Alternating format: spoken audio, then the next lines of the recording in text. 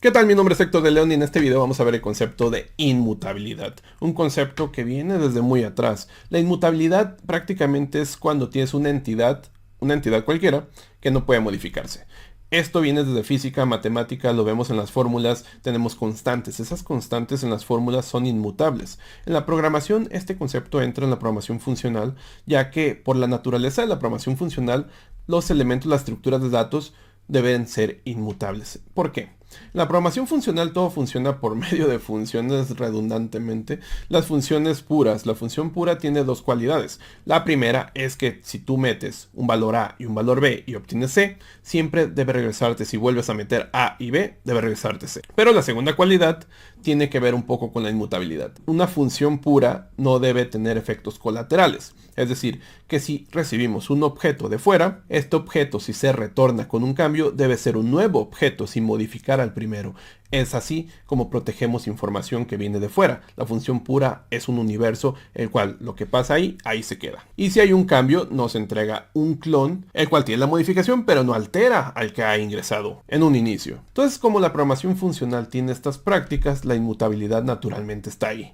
En la programación en objetos hemos tenido necesidad de inmutabilidad. Cuando estamos trabajando con concurrencia, para proteger la información, saber que esa información no va a cambiar, que un hilo no va a modificar esto. Pero también con la programación en frontend que ha llegado de reactividad, necesitamos también en ciertas circunstancias tener información inmutable. Para eso cada lenguaje de programación tiene sus propias herramientas, las cuales nos van a ayudar a hacer las cosas inmutables. En este video vamos a ver situaciones con JavaScript, situaciones donde se presenta la necesidad de hacer algo inmutable, porque de la inmutabilidad, y usted ya sabe. Si le gusta este tipo de videos, por favor puede compartirlo en sus redes sociales, poner un pulgar arriba. Si es el primer video que vas a ver mío, pues dale una suscribida allá abajo, se agradece bastante. Vamos a ver teoría, vamos a ver código, vamos a ver ejemplos con cerveza. Para aplicar la inmutabilidad, cada lenguaje de programación va a tener sus propias herramientas. En el caso de JavaScript tenemos un conjunto de herramientas, pero hay que entender qué es lo que pasa. Por ejemplo, tenemos la palabra reservada para crear variables const, de constante. Esto nos va a permitir que bloqueemos el valor, pero a nivel escalar. Es decir, tenemos una variable llamada a, le pongo un 1 y esto prácticamente está protegido para que yo no pueda hacer lo siguiente. Si yo pongo un 3, vamos a ver acá que está fallando. De alguna forma const nos está protegiendo. Pero ¿qué pasa cuando queremos proteger un objeto o un array? Por ejemplo, el siguiente objeto cerveza que tiene dos campos, yo aquí lo estoy haciendo constante y en mi lógica primeriza me diría que estaría protegido para no poder hacer lo siguiente. Y aquí veo que no me protege a nivel campus. Lo que está haciendo const cuando trabajas con objetos es hacer constante la referencia. ¿Qué quiere decir esto? Que los campos sí los puedes cambiar, puedes agregar nuevos campos. No hay problema alguno. Lo que se está protegiendo es la referencia en memoria. Es decir, que lo que yo protejo es hacer algo como esto. Que no pueda yo sustituir el valor completo. Aquí sí me marcaría 1. Entonces hay que entender const hasta dónde es el nivel que te protege. E igual en JavaScript, si yo quisiera proteger el nivel que no se pueda modificar, porque aquí al final de cuentas se ha modificado un campo llamado name, yo puedo protegerlo de la siguiente forma. Hay algo llamado object.freeze, lo que va a hacer es congelar el objeto para que no puedas agregarle, ni modificarle, ni eliminar. Agregando aquí object.freeze y tu objeto, esto puede ser referido de esta forma, o un objeto que ya estuviera creado, se le puede asignar como parámetro a object.freeze. Esto lo que va a hacer es que Beer se va a congelar. Fíjate, aquí lo he cambiado por Corona, pero acá sigue siendo Erdinger. Es decir, no se ha podido mover. E igual, siendo constante, me protegería a no poder reemplazar todo el objeto. De esta forma nosotros podemos hacer un objeto inmutable. También hay muchas bibliotecas en JavaScript que te permiten esto más fácil, de cierta forma, a profundidad, como una biblioteca llamada Immutable, que es muy utilizada sobre todo en el frontend. Te puede servir, tiene una gama enorme de métodos que van a hacer que todo lo que estés trabajando sea inmutable. Pero hay que entender el concepto de inmutabilidad. Aquí ya entendimos cómo hacer que un objeto sea congelado inmutable.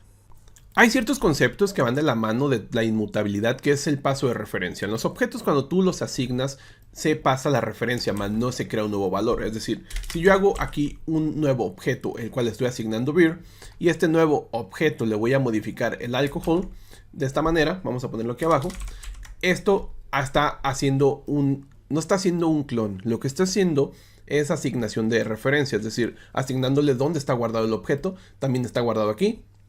La asignación está guardada en vir, la asignación está guardada en newVir, es decir que tanto vir como newVir tienen el mismo objeto. Si yo modifico newVir alguno de sus campos, ¿qué es lo que va a pasar? Pues prácticamente vamos a ver que se han modificado las dos referencias, es decir, se han modificado las dos variables. Y aquí vemos que nuestras dos variables se han modificado. Mira, aquí está 10 y aquí está 10.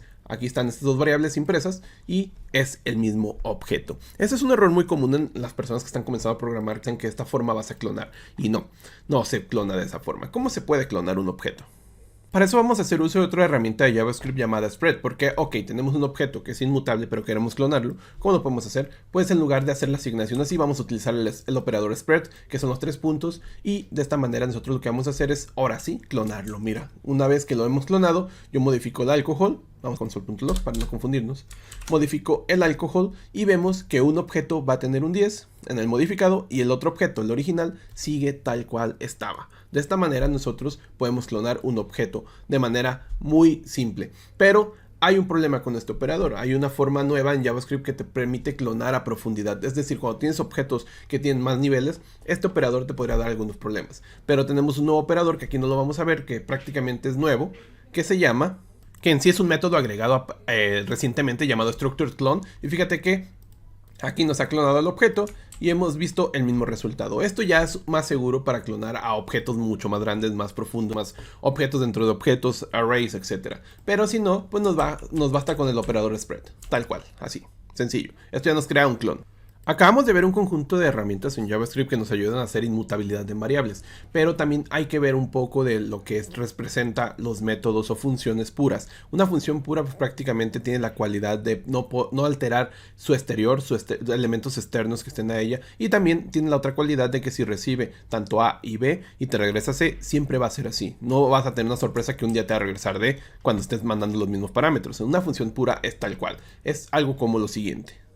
Aquí podemos ver que tenemos una suma que recibe A y B. Si yo imprimo su resultado con 10 y 20, me regresa un 30. Y si vuelvo a imprimir esto en un futuro, me va a regresar 30. Ya tenemos la primera cualidad, que si recibe los mismos parámetros una y otra vez, siempre te va a regresar el mismo valor. Y la otra cualidad que tiene es cuando tú no modificas algo externo. Si modifica algo externo tu función, entonces no es una función, es una función pura. Por ejemplo, aquí tenemos una función que va a modificar un objeto, le va a modificar un campo internamente y vamos a retornar ese mismo objeto. ¿Qué pasa cuando ese objeto que le vamos a poner, te va a llamar B, le vamos a poner un atributo llamado quantity y este quantity lo vamos a mandar a ejecutar con esa función toDrink y vamos a ponerle aquí que se modifique, pero que la invocación de la función, le mandamos el parámetro del objeto, pero fíjate, aquí pasa lo de la referencia. Cuando un objeto se manda por parámetro, se manda por referencia, es decir, no se crea un clon. Hay que tener mucho cuidado, ya que aquí cuando estamos modificando este objeto que hemos recibido, en realidad estamos modificando, es decir, que cuando estamos aquí retornando el vir, estamos viendo que se ha modificado el objeto, pero ¿qué pasa si yo quiero imprimir ahora el objeto que le mandé originalmente? Vamos a ver qué es lo que pasa. Vamos a obtener que sí se ha modificado, de hecho se ha modificado es decir, este objeto y el de parámetro que está recibiéndose es el mismo.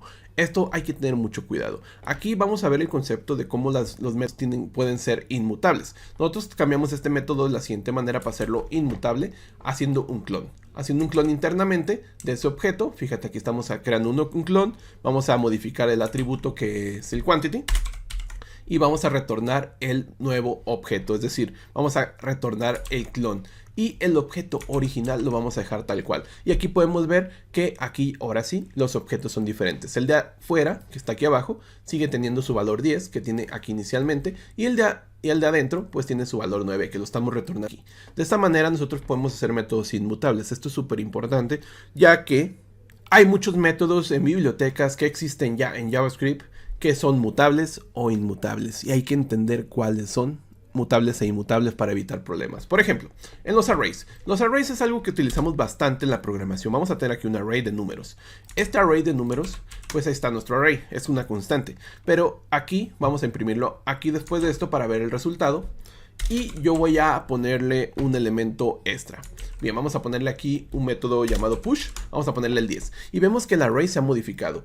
El método push de arrays en JavaScript es mutable, es decir, que está modificando al objeto. Es decir, aquí no estamos creando un nuevo objeto, se está mutando el objeto original numbers y está agregándole un... Bien, ahora, ¿hay métodos inmutables en JavaScript en los arrays? Claro que sí. Por ejemplo, el siguiente, vamos a poner map. Lo que hace map es un recorrido por todo el array y hace una operación que tú le mandes en una array function o una función anónima. Esta operación yo voy a multiplicar todos los elementos uno a uno. Aquí esto se va a ejecutar en cada iteración, es decir, por cada elemento se va a ir multiplicando por 2 y va a retornarme un array de la misma cantidad del array original, pero este es un nuevo array. Es decir, ese array no es el original, sino que es un nuevo array, el cual se ha creado con el método map. Map es un método inmutable. Fíjate, el numbers ha quedado tal cual está original. Numbers 2 es el nuevo array. Es decir que map, a diferencia de push, es inmutable. Por eso cuando estemos utilizando métodos de bibliotecas que son terceras o métodos de elementos que existen en JavaScript, hay que entender si el método es mutable o inmutable, porque a veces nos podemos llevar algunas sorpresillas. Hay situaciones donde la inmutabilidad es prácticamente un tema crítico. Por ejemplo, tenemos un recurso en front en el cual no necesariamente va a ser inmutable completamente, pero sí va a necesitar métodos inmutables. Es decir, que estos métodos no alteren al objeto original. ¿Por qué? Imagina la siguiente situación. Tú has ido a un bar, eres bien borracho, yo sé que has ido a un bar. Y en el bar hay unas jarras de cerveza que te venden. Es importante para las personas que están tomando esa jarra de cerveza ver cuánto lleva la cerveza para saber si se pueden servir un nuevo vaso, un nuevo tarro, lo que sea, una nueva pinta.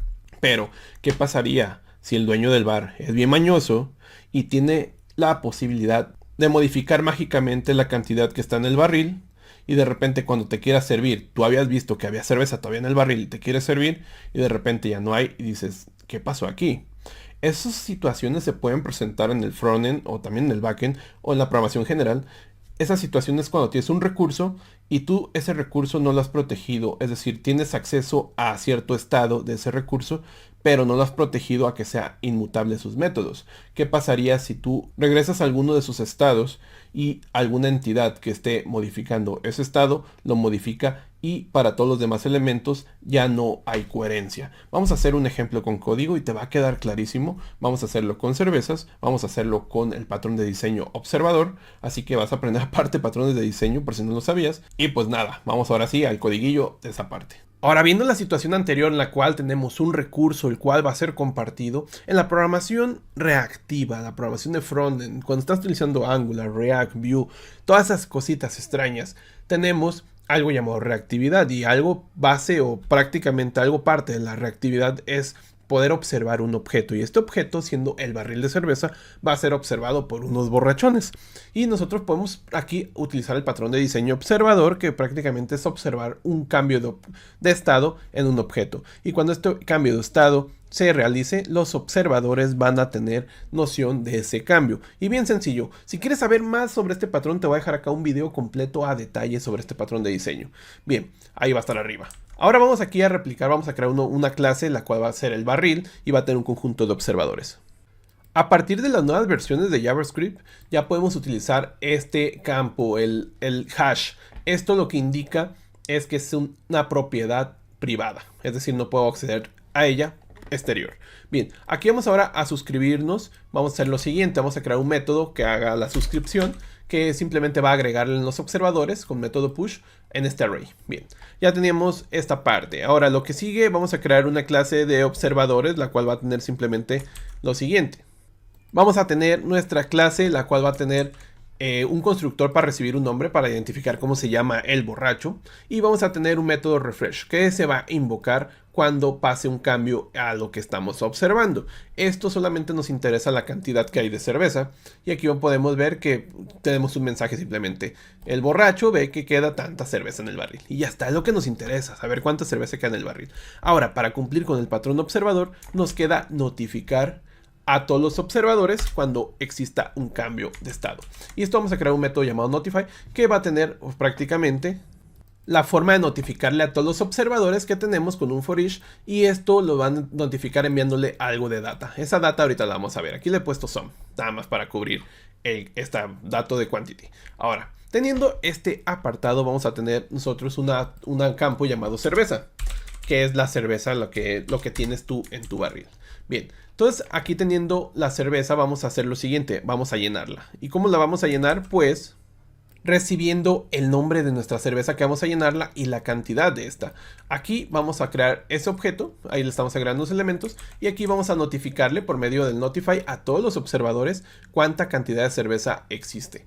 Es decir, cuando le informemos a los borrachos, van a saber ellos automáticamente cuánta cerveza existe. Aquí, mira, vamos a ir aquí abajo, vamos a crear un objeto del tipo barril de cerveza, aquí debajo de Observer. Vamos a crear este tipo de barril de cerveza y vamos a crear unos 2 observadores. Vamos a crear a Héctor el borracho y a Bryce. Un saludo a Mouredep, que tiene su canal en YouTube. Ahí está Bryce y Héctor, 2 borrachillos que van a estar al tanto de las cervezas. Para eso tenemos que suscribirnos. El patrón observador nos permite suscribirnos para estar al tanto, estar pendientes de la cerveza. Aquí nos suscribimos con el método subscribe que hemos creado arriba y ya estamos al tanto de la cerveza. Entonces, si yo lleno la cerveza, se nos notificará a los dos. Mira, si yo lleno la cerveza, se nos notificará y tanto Héctor como Bryce saben que queda some en la cerveza. Aquí está mal eso. Vamos a cambiar esta quantity. Vamos a recibir este quantity y vamos a recibirlo aquí en Notify. Ya prácticamente solamente lo estoy enviando aquí en refresh, el quantity de nuestra cerveza. Y aquí está, ya están al tanto cuánto está la cerveza, porque hemos visto que está llenándose. Ahora, el problema. El problema radica que aquí podría venir alguien llamado, no sé, mesero, y puede obtener la información. Bueno, primero vamos a hacer que también se pueda beber de la cerveza. Vamos a beber de la cerveza. Y para ello me he creado un método rápido llamado drink, el cual vas a darle un sorbo y esto le va a reducir la cantidad de cerveza. Mira, aquí tenemos un menos igual, el cual va a ir reduciendo esa cantidad de nuestro objeto cerveza y se va a notificar a los observadores. Es decir, que si aquí a nuestro barril se le toma, entonces automáticamente se le va a notificar a los observadores que son Héctor y Bryce.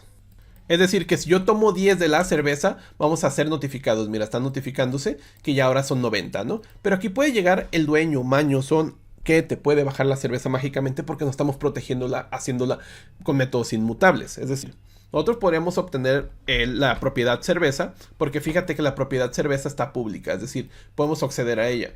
Entonces aquí no estamos protegiéndolo bajo ese... aquí vamos a ver la importancia de cómo tener algo inmutable.